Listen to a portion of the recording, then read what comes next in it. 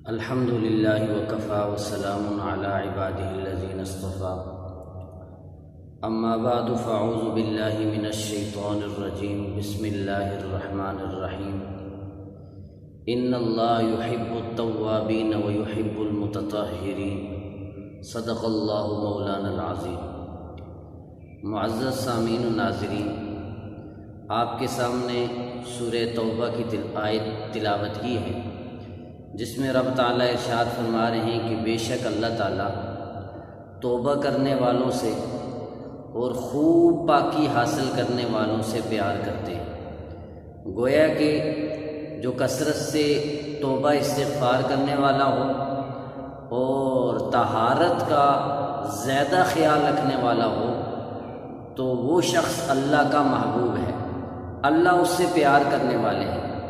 ایک حدیث شریف کے اندر اللہ کے نبی صلی اللہ علیہ وسلم نے ارشاد فرمایا کہ الطہور شطر الایمان، یہ جو پاکیزگی ہے نا، یہ جو پاکی ہے، یہ ایمان کا حصہ ہے۔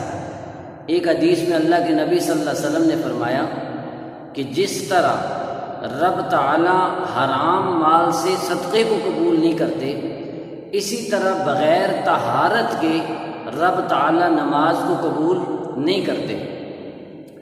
اب ایک مسلمان ایمان کے بعد، کلمہ شہادت کے اقرار کے بعد سب سے پہلا حکم جو اس کی طرف متوجہ ہوتا ہے وہ نماز ہی کا ہے، اور نماز کی ادائیگی بغیر طہارت کے ممکن نہیں ہے۔ نماز کے وجود کے لیے، نماز کی صحت کے لیے پاکیزگی اور طاہر ہونا انسان کا ضروری ہے۔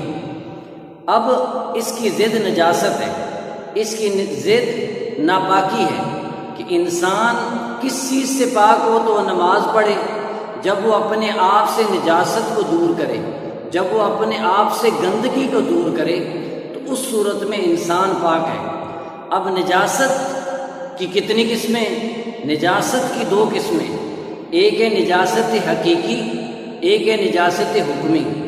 نجاست حقیقی، نجاست حکمی۔ نجاست حقیقی کس کو کہتے ہیں؟ جو ظاہراً آنکھوں سے نظر آئے اس کو نجاست حقیقی کہتے ہیں، یعنی کسی کے اوپر نجاست لگی ہو، ظاہراً نظر آ رہی ہو، ہر بندہ اس کو ناپاک سمجھ رہا ہوتا ہے، ایسی نجاست اگر کسی کے اوپر لگی ہو تو اس کو نجاست حقیقی کہتے ہیں۔ اور اس کی پھر مزید دو قسمیں ہیں، نجاست حقیقیہ غلیظہ اور نجاست حقیقی خفیفہ۔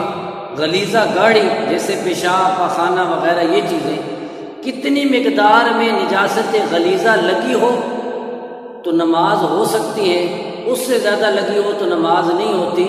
تو میرے معزز سامعین و ناظرین، 1 درہم اس کی مقدار یا اس سے کم نجاست غلیظہ اگر کپڑوں یا جسم پہ موجود ہو تو اس کے ساتھ اگر نماز پڑھ لی تو نماز ہو گئی۔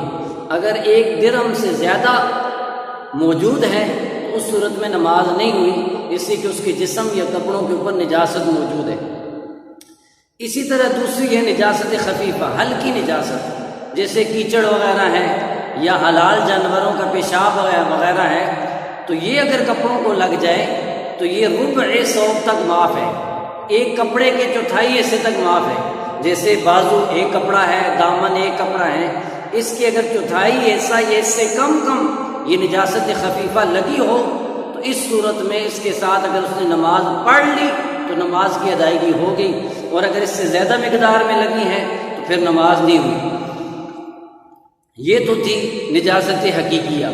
پھر اس کی 2 قسمیں، غلیظہ اور خفیفہ۔ غلیظہ درہم یا اس سے کم مقدار میں معاف ہے، اس سے زیادہ ہوگی تو نماز نہیں ہوگی۔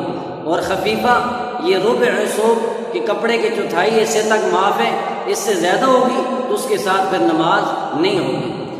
ایک تھی نجاست حکمیہ، جو آنکھوں سے نظر نہیں آتی، دیکھنے سے نظر نہیں آتی، لیکن حکماً انسان ناپاک ہے، حکماً انسان ناپاک ہے۔